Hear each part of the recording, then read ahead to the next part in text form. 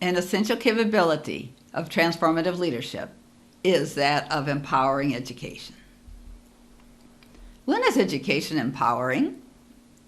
First, we can say that education is empowering when it betters our understanding of reality. One way in which we do this is by transforming mental models into a conceptual framework. To do so, we can use the following process. First, identify typical mental models.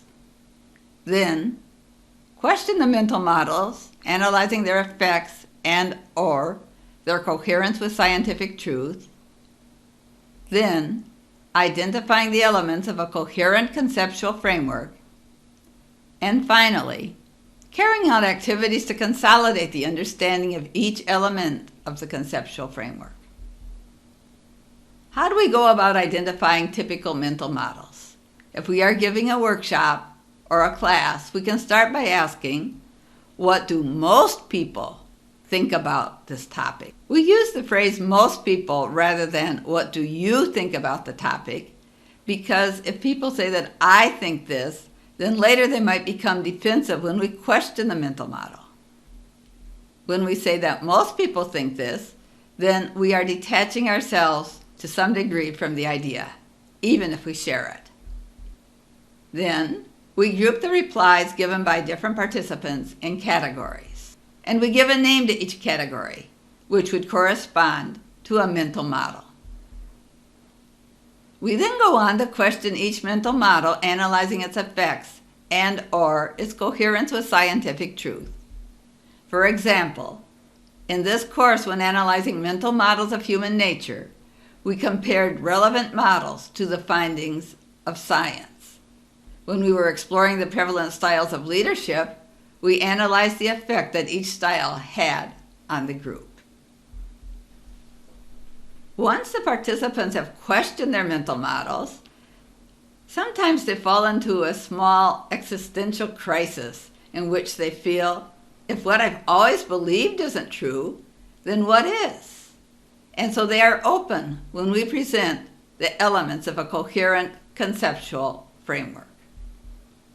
Usually each element consists of a phrase of 1 to 5 words.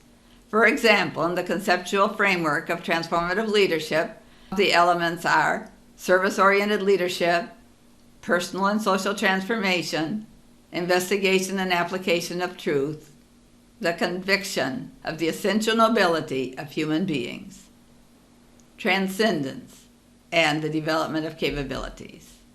In all, it is better not to have more than 5 or 6 elements so that it is possible to remember them. Depending on the group and the topic, we could ask the group to elaborate the conceptual framework, or, more frequently, as a facilitator, we would present it. Finally, we carry out activities to consolidate the understanding of each element of the conceptual framework. We delve into the implications of each element by converting it into a learning objective and carrying out a series of activities to consolidate it. In the following videos, we will go into more detail about how to do this.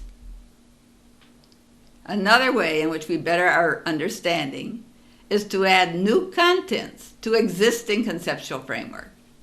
If we already have a conceptual framework or are aware of what we think about a certain topic, when we acquire new information, we can compare it to our former knowledge and analyze it using scientific evidence and universal principles. This may lead us to reject the new information. In that case, there are no changes to our existing conceptual framework. However, we would be able to explain why we are not in agreement with this new information. If we accept the new information, we incorporate it into our conceptual framework. In some cases, this simply supports the conceptual framework. It may give us more details or an example that we can use when explaining the conceptual framework. Sometimes it broadens our understanding and leads us to make modifications in the conceptual framework. For example, when we first elaborated the conceptual framework of transformative leadership, we had not included a conviction of the essential nobility of humankind. But through our experience, we became aware that it was important to include this element, and it broadened our conceptual framework. Occasionally, we may find that the new information is better than our former way of thinking, and it may lead us to completely revolutionize our conceptual framework, making major changes in it. The other way in which education is empowering is when it helps the participants to develop capabilities, integrating concepts, skills, attitudes, and qualities, helping them to develop power to carry out something new that they could not do before. When teaching, we need to be careful to not focus only on concepts, which is what usually happens in traditional education.